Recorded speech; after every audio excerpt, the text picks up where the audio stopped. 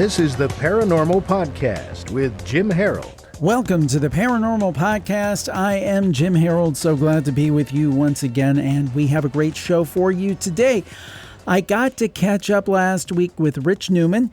He has a new book out called Passport to the Paranormal, and it's all about different haunted spots in the United States. And we talked about some of those haunted spots. And we also talked about just the paranormal in general and ghost hunting and investigation. It's a fun show. I think you'll enjoy it. And what's also cool is we did this live on YouTube. We had a lot of interaction with Rich from the audience and a lot of great questions that they surfaced, and we will get right to that. Now, if you are new here, this is the Paranormal Podcast. This is the podcast where we interview the greatest thinkers in the supernatural, the strange, and the paranormal. And if you like what we do and you've listened in the past, please make sure that you rate, review, and subscribe wherever you listen. That means so much. And tell a friend too. Well, you're here to hear the interview, so here's our discussion with Rich Newman. We're going to give you a passport to the paranormal. Well, we're not actually giving it to you, but we're going to talk about it. It's a new book out by Rich Newman, and I think it's going to be a great discussion. It's your guide to haunted spots in America, and Rich is a great guy to talk to about this because he is the author of numerous books, 7 books, including The Ghost Hunter's Field Guide and Ghost Hunting for Beginners. He has made appearances on paranormal television programs around the world, and he's appeared multiple times on Coast to Coast AM. And when he isn't traveling to haunted places, he can be found at his home outside Memphis, Tennessee, where he plays with his synthesizers and plots his next book and adventures. Rich Newman, welcome to the program today. Hey, thanks for having me.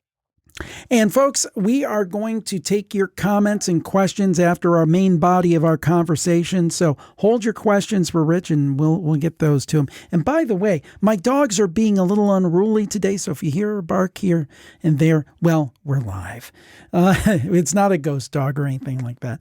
So Rich, obviously you have this book. We showed it before, Passport to the Paranormal, but it's the one of many. How did you get started in the paranormal? What got you fascinated in all of this? Well, it sounds like pretty much exactly what kind of got you into it. All the old 90s TV shows like Sightings and Unexplained Mysteries and that, and also just the place I grew up in Missouri, in Southeast Missouri, there was just a lot of local urban legends and things like that. So there was lots of places to go and explore and check out, figure out if it was true or not, or, you know, if it was just a ghost or if it was some kind of something explainable. So pretty much common things got me into it. Now, in terms of writing though, why did you decide to start writing books on? What got you in that journey? Well, I've always been a writer. I started writing short stories in high school. And my first stories were actually published in high school through literary magazines and things like that. And then when I got out of the Army, I decided to go back to writing and just basically started submitting to different publishers ideas for books. And my first book was actually about applying cinematic filmmaking techniques to video game production. And then once I had finished that book, I thought, I want to do something a little lighter, a little more fun, something I'm more into, and ended up pitching the idea of doing a travel guide for people interested in haunted places. And I was lucky enough that Llewellyn was like, yeah, let's do it. And I made Ghost Hunter's Field Guide. Now, do you do ghost investigations or do you view yourself as more a chronicler of the supernatural and the paranormal? Well, I used to have more of like an actual formal group called Paranormal Incorporated, and we were your basic ghost hunting group. We did do investigations and things like that, and we got kind of caught up in some strange personal cases, which I always caution some groups against doing, just because if you're the type of ghost hunting group that you're out, just to have a good time and visit a cool haunted spot, you could get really caught up with trying to help a family with like a resolution and that kind of thing. And so we shifted more to doing stuff like, hotels, restaurants, things that I would later end up putting in books as being accessible to early ghost hunting groups and ghost hunters and places that would basically welcome you to come in and do an investigation. But I still investigate on my own. Like when I travel either for the book or if it's like a TV project or something, I always, run audio recorders in the rooms I stay in. I'm always got my camera going all the time. I've always got a EMF detector either in my bag or my pocket. So I'm always investigating. Now, are you big into the tech I see behind you? It looks like you got a lot of musical equipment and things. So I'm guessing you might be a little bit into the tech. Are you a tech guy when it comes to paranormal investigation? Sort of. I believe in sort of like the core tech.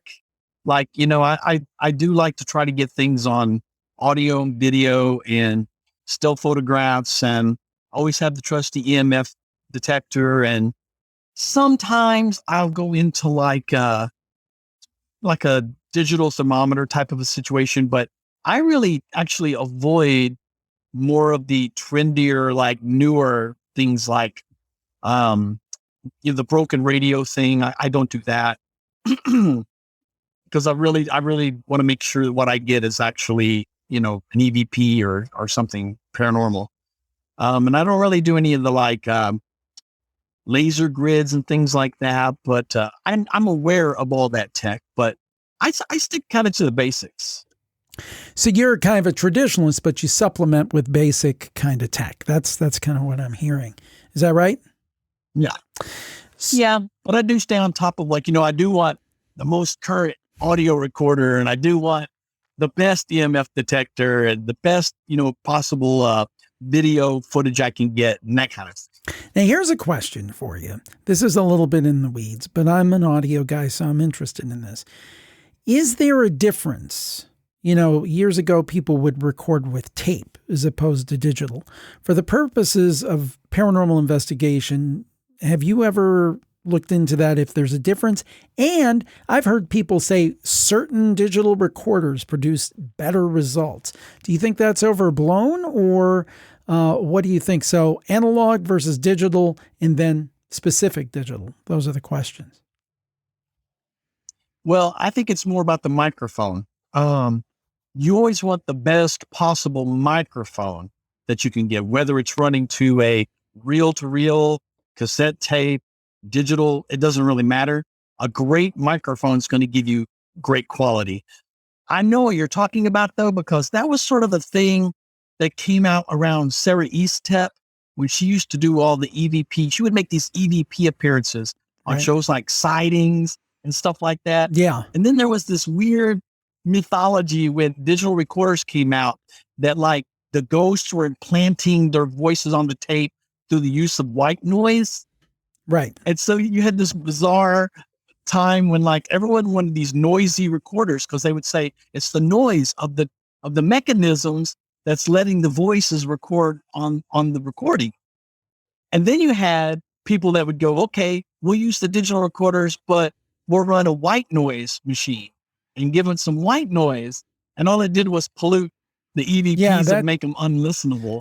I mean, again, I'm not expert on recording, although we're getting a little bit of echo, Rich, so I don't know if you can turn your speakers down a little bit. I just know, speaking of recording, but to me, what you said, just in terms of pure audio, makes the most sense.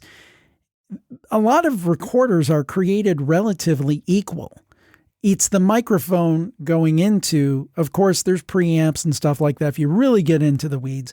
But if you have, pardon the word expression, but if you have a crappy microphone, you're going to have a crappy recording. Well, that's right. Yeah. And also the type of microphone, because you get people who really want to go fancy and they'll run an external mic into a recorder.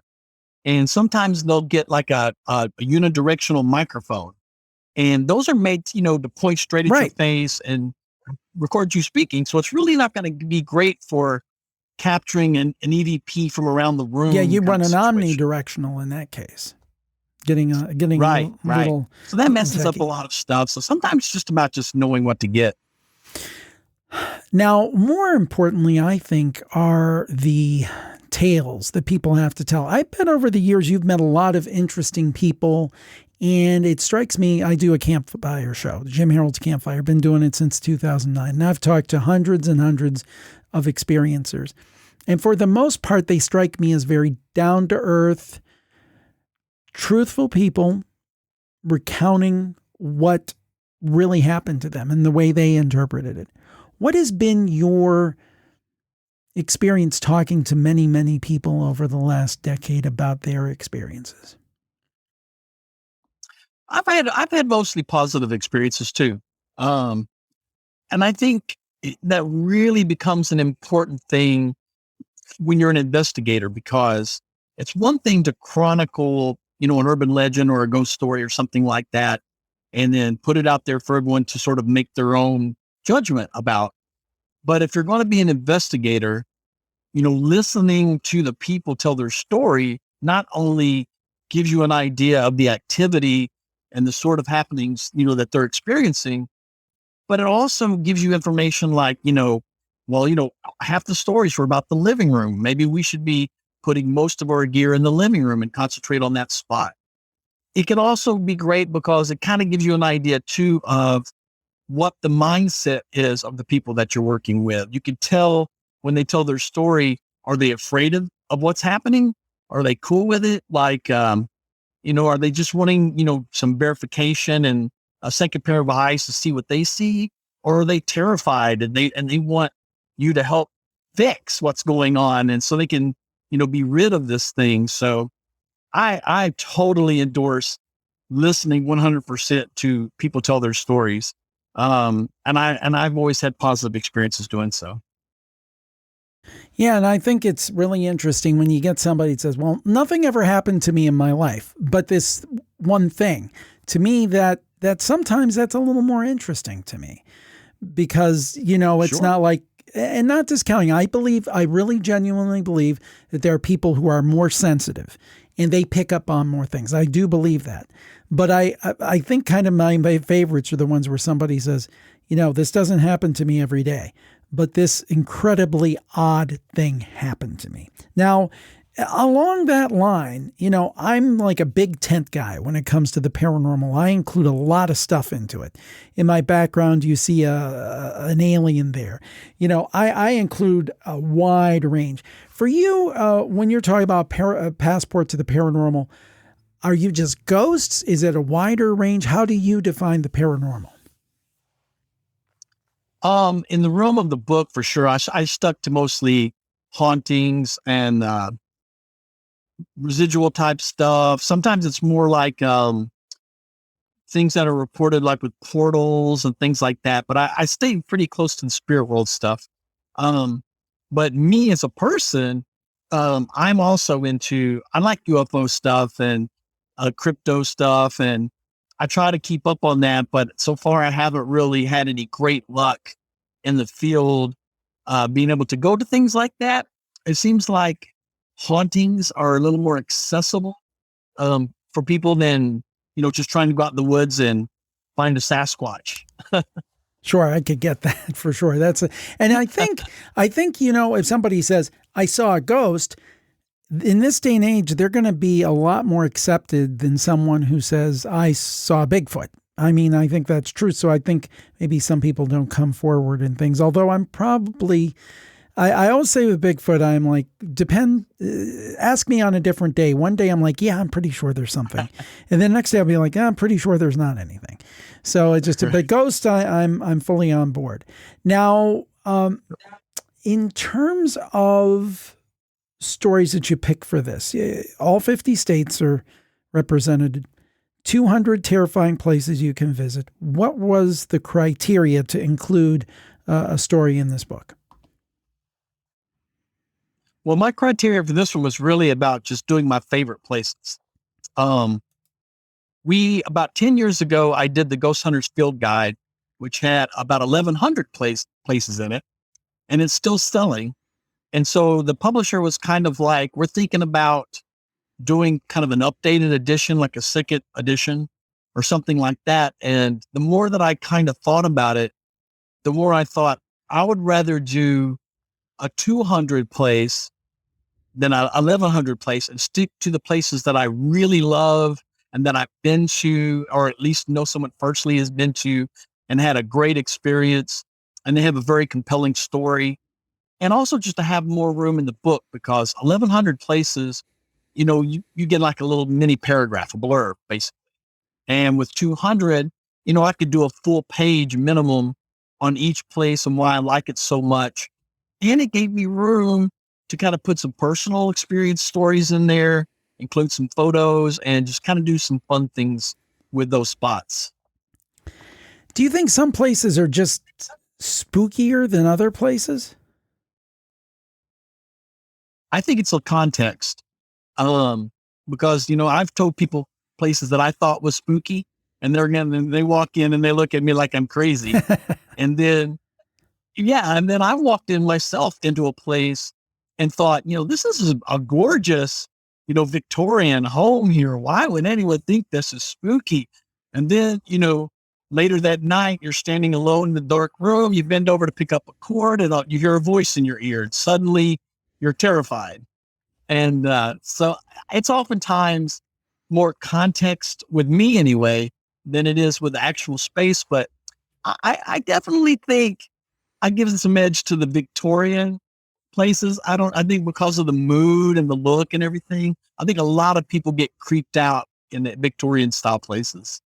Yeah, I was thinking like places like up in New England would be spookier just because they're older and maybe they've built up more energy or more opportunity for ghosts. I know a couple of years ago when I went to England, they had like the oldest wooden door in England. I think it was at the Tower of London. And it's like, I don't know, 1,000 or 100 years old. And I'm just like, oh my God, that's old. Here in the States, if something is 100 years old, it's old.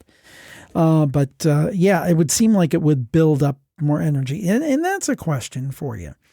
Do you think that ghosts are residual energy? Do you think they're sometimes what we call ghosts are actually some kind of non-human entities in that they didn't come from human spirits or anything? Past loved ones, tricksters? What do you think ghosts are? Well, I think ghosts, as a term kind of like paranormal, it's sort of a catch-all for any kind of activity in a place that seems to be involved with the spirit world. So it catches all the things that you just said. I think when you start getting into breaking them down and trying to classify the type of ghost, I definitely do go with the old, sort of the standby that investigators use of, having an intelligent, active haunting, meaning that it's interacting with us. More of a residual type haunting, which we're still trying to figure out if there's anything actually there or not, or we're just seeing something recorded in the environment, either being played back in our head or visually in front of us. And then you get into this inhuman thing, which could be, that the spirit world just has spirits that have whatever reason just chosen never to be a live thing on this planet. Everything's possible in the paranormal, and that's why it's the paranormal. And I think when you say ghost, I like saying ghost because it leaves the door open for a lot of possibility there. It's not saying, no, this is the former soul of a living person, and it's going to appear and it's going to do its thing and leave. And that's the end of it.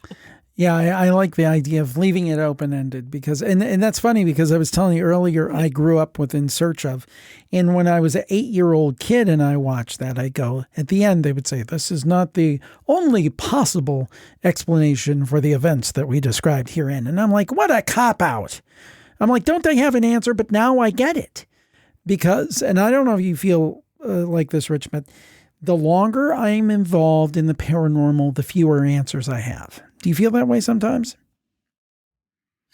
Oh, for sure. And also the wider your viewpoint gets, especially I've had the pleasure of the last 3 or 4 years working with Fuji TV from Japan. I've done 35 or so episodes with them of a show called Nandakor Mystery, where we go to haunted places and they have kind of this format where they bring in a comedian or actor and put them in a haunted room, and they have no idea they're staying in a haunted place. And then we watch, them react on camera and make comments and that sort of thing. But working with the Japanese folks made me realize like their view of ghosts are so different than Western view of ghosts. And the more that you kind of get out there and explore, Indian beliefs, Japanese beliefs, all these different beliefs from all around the world, I think the world, this mindset viewpoint gets bigger because you start to realize, there's a lot more going on here, than we think there is. I agree. I have an analogy I've been using a lot, and our viewers will get tired and listeners will get tired of hearing it.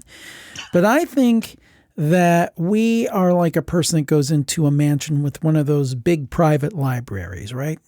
And the door to the library is closed, but there is a keyhole.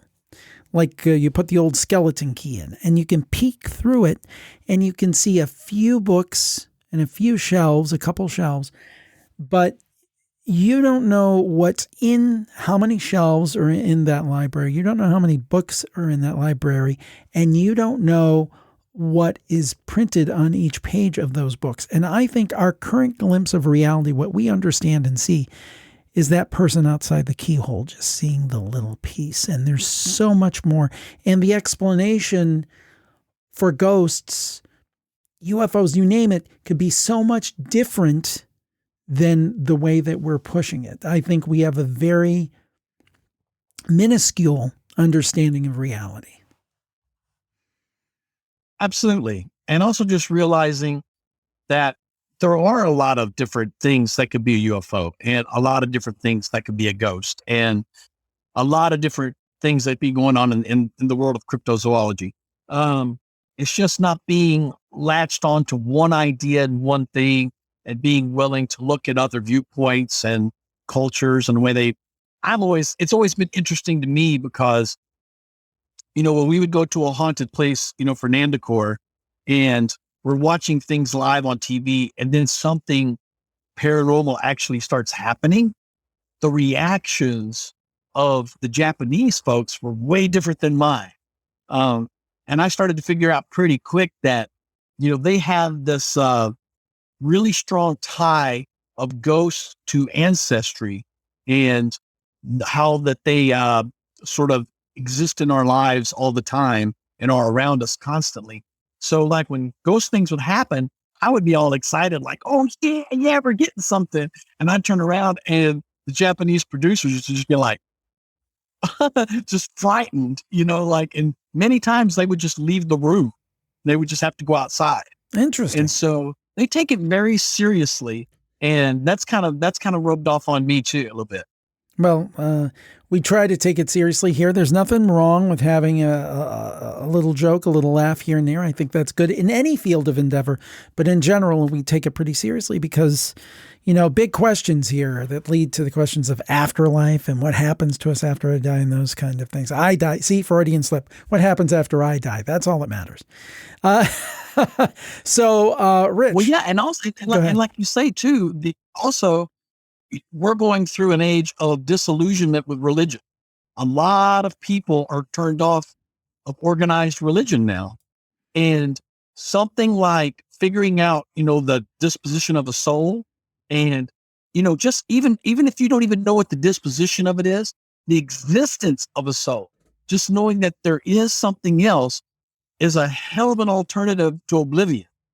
True. And that in itself would help so many non-religious people in this world, Agreed. We're talking with Rich Newman about Passport to the Paranormal, and we'll be back right after this very important message. I'm Cassandra Harold, host of Unpleasant Dreams. Join me each week as I explore particularly disturbing stories of the strange and the unexplained.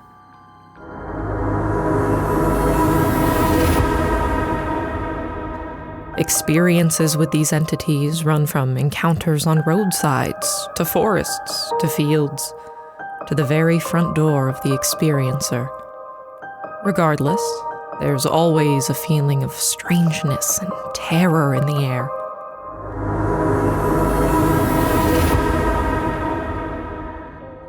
You can find Unpleasant Dreams on Apple Podcasts, Spotify, and anywhere else you listen to podcasts. Good night, and I hope you experience unpleasant dreams. The podcast, of course.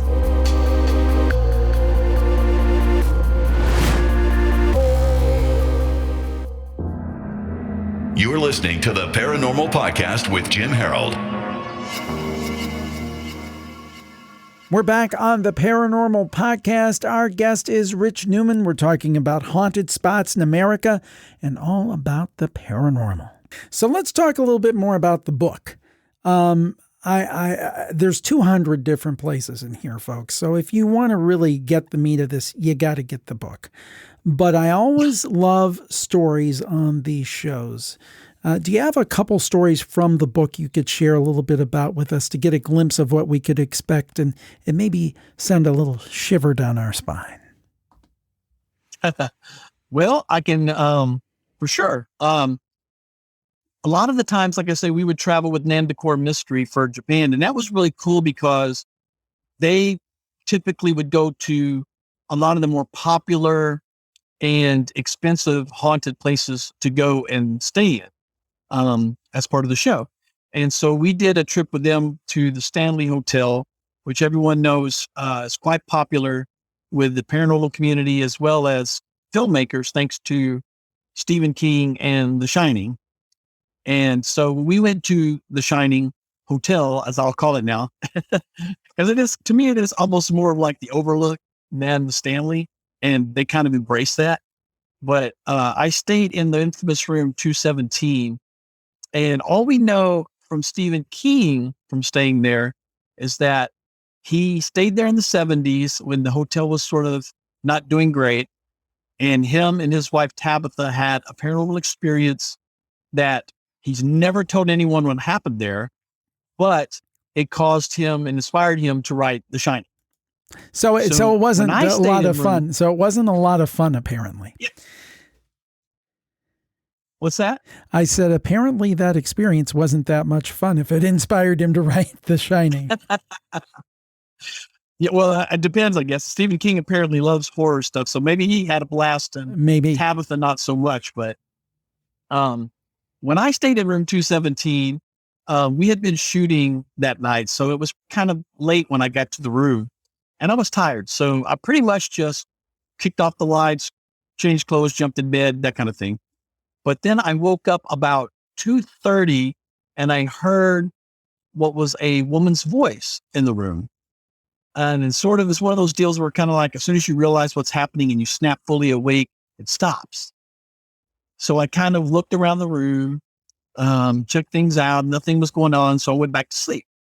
About an hour later, I woke up again, same room. And this time it was a woman's voice again, but she was laughing and it went a little bit longer. So I actually heard it fully awake. And this time I look over and my bathroom light is turned on. And so I think, okay. And now I'm thinking of the part of The Shining, you know, when the kid goes up to the room and goes in the bathroom and there's the woman in the tub and all this. And I'm thinking, is this what's going to happen to me? Am I going to go over here into my bathroom and there's going to be this dead woman in my bathtub? Oh, and I go to the room and there's just my toothbrush has been knocked onto the floor. And a little bit better than what you were. Yeah, a little bit better than what you were afraid of. Well, yeah.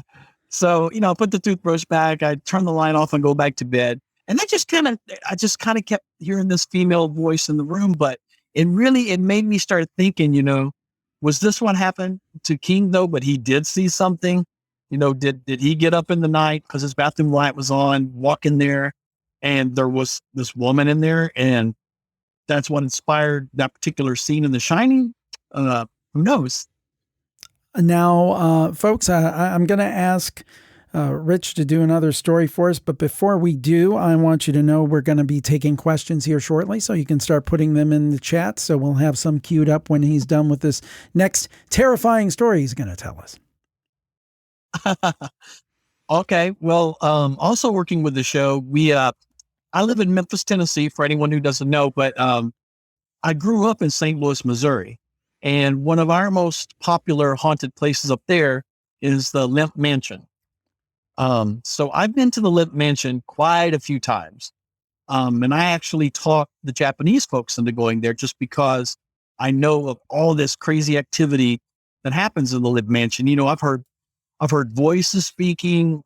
We've had great EVPs captured. I've captured a photograph that's included in the book of a glowing face looking out an upper story window that's actually not accessible because it's in a stairwell, kind of floating up in the air. Right. So I went there with Nandakor, and we had our sucker staying in one of the haunted rooms. I think it was actually the Charles Limp Suite.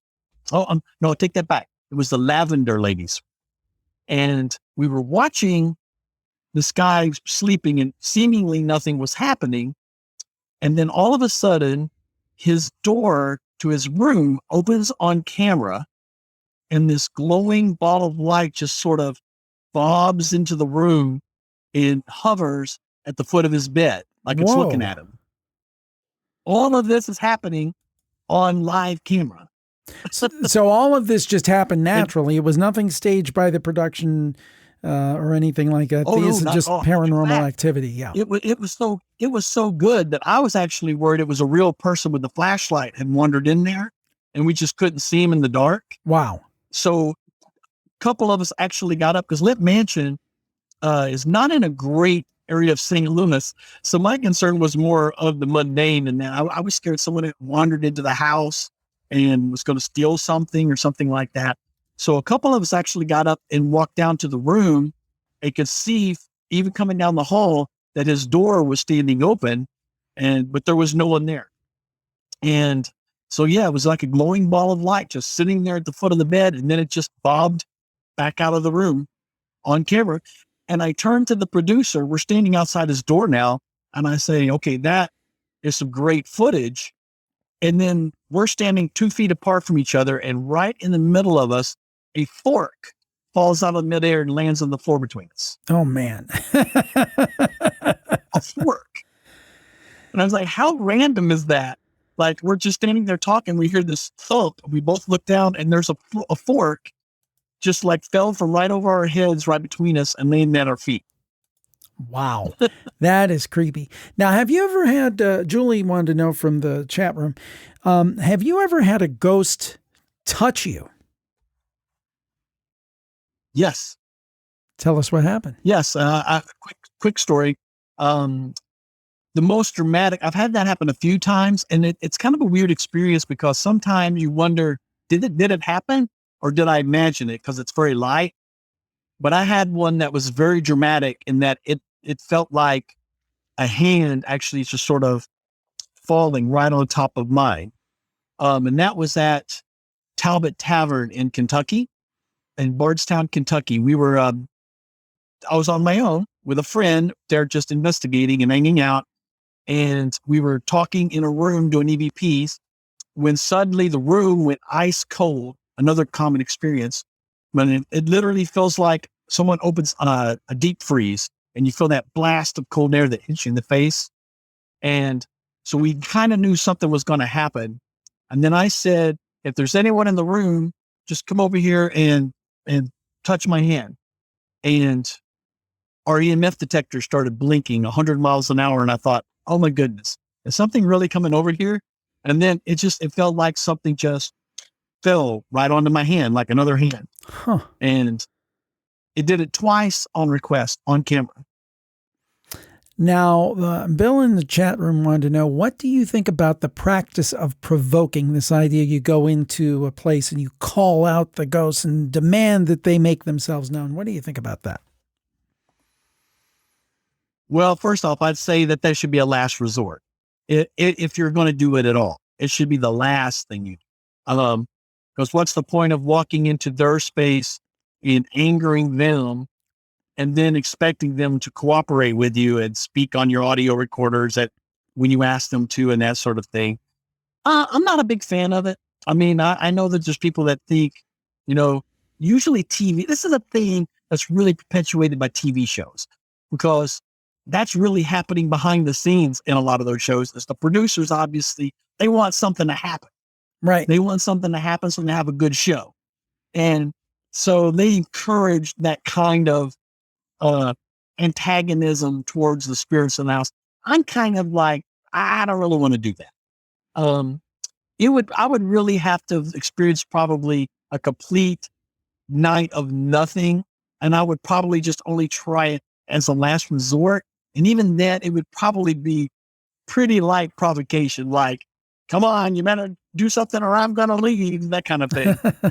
Yeah, I mean, people that are mean, if you take the premise that these, even though they're not physically living, they're spiritually living, would you go to somebody's house and insult them? I would typically say no. And if you do that in the wrong place, you may end up becoming a ghost. So I guess my point is that I'm not a paranormal investigator, but it doesn't sound too great to me.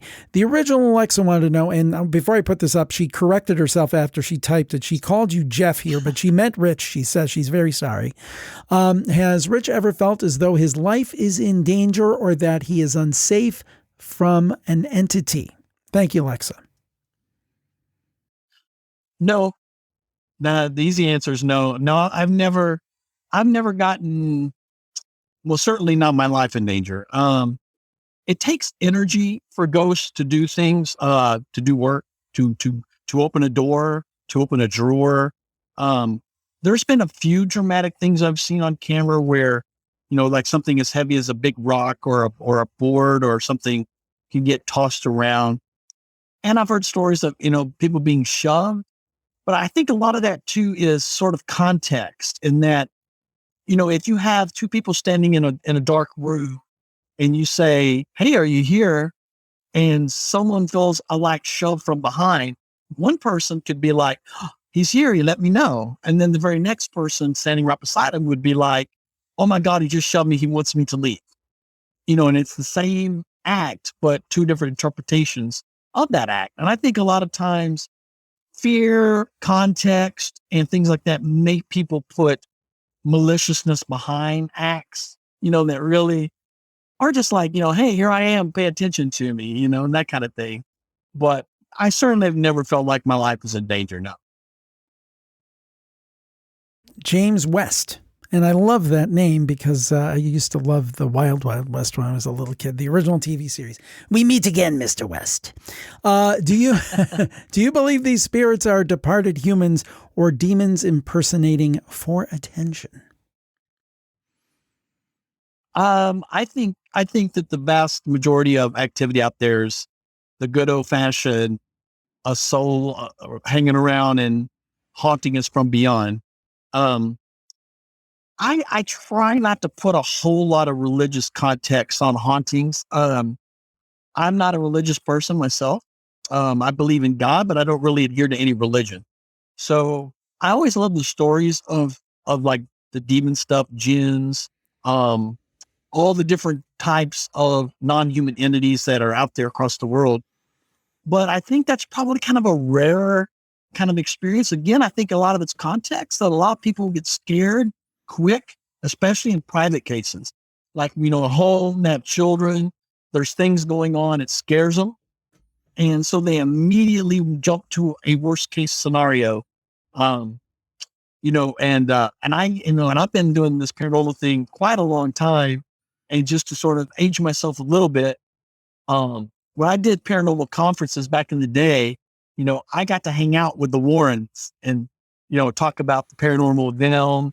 And I've had drinks with George Lutz, which was the original Amityville Horror. Inhabits of the Horror House. Well, not the original, I guess, would be the DeFeos who got killed. Right. But you get the idea a lot of times too that some people really latch onto the idea of a lot of hauntings being inhuman entities, and I just don't really subscribe to that a whole lot. But I will say this, as far as the impersonating side of that goes, clearly ghosts can alter what they look like. Otherwise, we wouldn't have had, you had these stories of, say, like a woman dying in her 80s, but her spirit looks like the 20s version of herself. Or you have someone who died in Springfield, Illinois, say we'll look at the ghost of Lincoln. It's the most traveled ghost on the planet. It's been in the White House, his original home in Illinois. There's probably like 5 places that attribute themselves to the ghost of Lincoln. And Lincoln looks different in every one of them. One of them is older. One of them is like the young man Lincoln. And so I think, a ghost being energy, they can definitely alter their look. I don't know, I'd hate to prescribe any maliciousness as far as trying to imitate someone else, but I suppose they could. Swoley wants to know, what is your opinion of using a Ouija board during an investigation? Thank you, Swoley. I actually mentioned the Ouija board a few times, and when I wrote a book for Llewellyn called Ghost Hunting for Beginners. And Ouija board is one of the things that I classify as a trigger object. I don't give it any sort of magical ability whatsoever.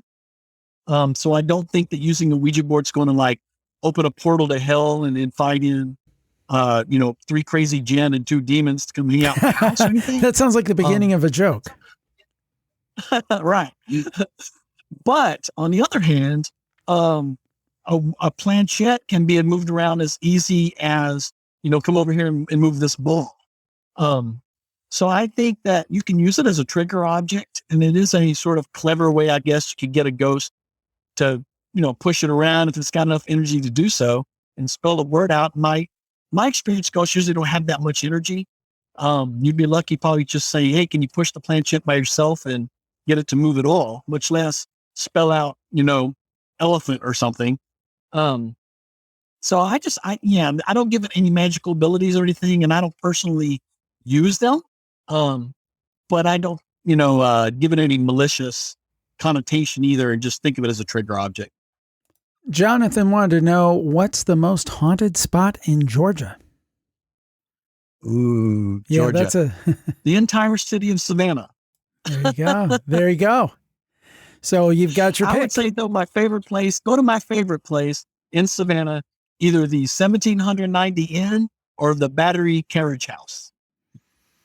Good advice. Mischief K wants to know, does the level of activity depend on your mood? I would think so. That's an interesting question. Yeah. I like that question because it talks about something that a lot of investigators ignore, which is the interactivity of working with ghosts. Because so much of what you capture and are going to get happening around you has to do with how much you're interacting with the ghost. And absolutely, they need energy to do work.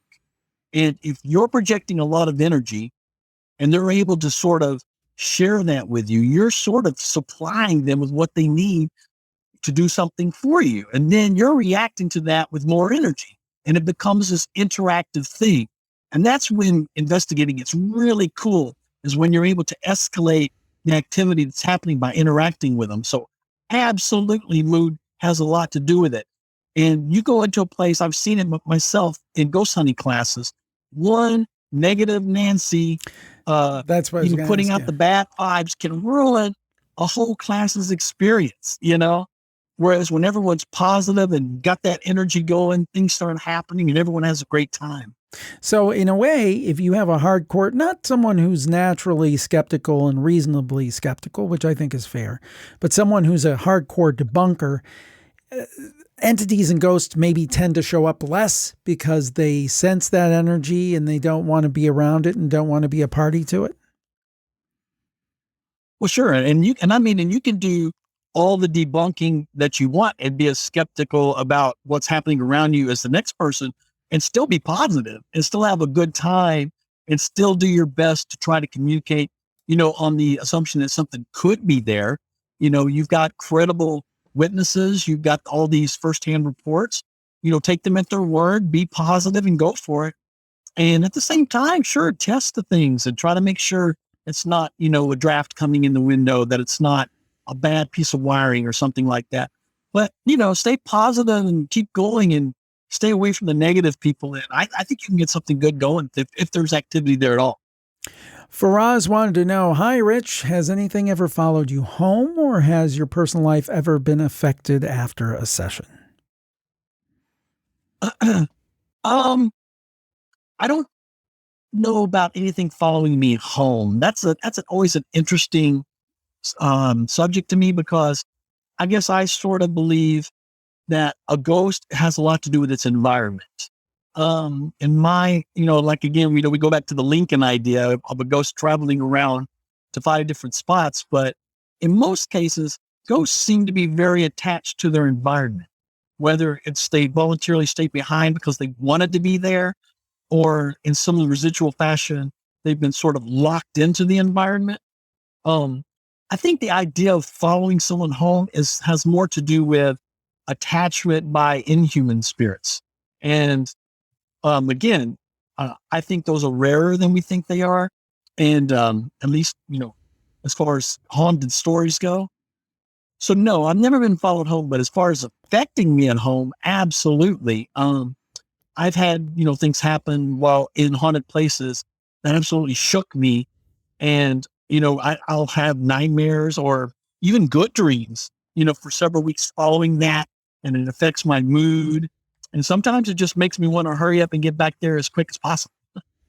Now, this is an interesting question by Damien. Hi, Rich. Do you have any experience with orbs, what they are, and what the various colors signify? I experienced an orange orb a few years back. Now, that's interesting because you talked about an orb in that one story that you shared with us. What do you think about orbs? Well, first off, I think of an actual orb as being what I did describe in that story. Something that we can see with the naked eye, floating in front of us. We also have a term, that we use a lot in the field when they're really small, and they have these things called sprite lights, where it almost looks like a sparkler kind of up by the ceiling a lot of times. There'll be twinkly lights kind of thing. Orbs and ghost lights and sprite lights, things like that. Absolutely. I endorse them. I've seen them myself live several times. I've never thought about the color thing. That's interesting. I'll have to look into that. I'm not sure, but I do know colors a lot of times are dependent on the strength of the source of the light. So I think it could be an indicator of how much energy or how strong that particular spirit may be at that moment. So then something, that would be down towards the ends, if it's a darker purple or a darker red, orange, you could be thinking kind of like think of it like a sun. If it's the red giant, it's kind of, it's kind of weak and at the end of its stage kind of thing. Maybe it doesn't have a lot of energy.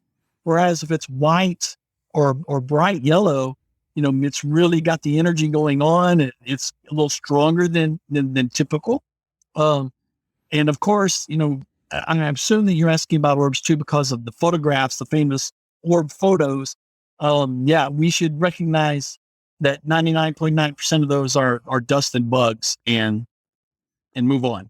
Yeah, I love that answer, because it's not to discount all orbs by no means. Oh no. But yeah, every picture with the little round circle in it is not a ghost. That's kind of the way I feel about it. But again, I'm not a photographic expert. But yeah, orbs and photos. Yeah. But people on Campfire, for example, have several times said that they've had experience with orbs floating through rooms. That's quite a different subject. Now, Rich has been very generous with his time. We have 3 more questions on the board. I'm going to get those questions in, but we'll have time for no more new questions. But we'll get to those, and we thank Rich for all of his insight. Really great stuff. Mimsy from Sweden wants to know, what is the scariest thing you've ever experienced? Lots of greetings from Sweden. Oh, hi, Sweden. Well, again, so much of when you get scared, it has to do with context. So I'll tell you a time that I was caught completely off guard, and I just had to walk out of the house to kind of recollect myself. I was actually working at a nonprofit museum in Mississippi called the Deason House, which is a historically significant home from the Civil War. And we were setting up, and at this particular time, it had just gotten dark, and I was the only one in the house. So when I talk about context, that's usually what's going on when you get scared anyway. So I was by myself in the house, and I was still kind of plugging in video cameras and things like that.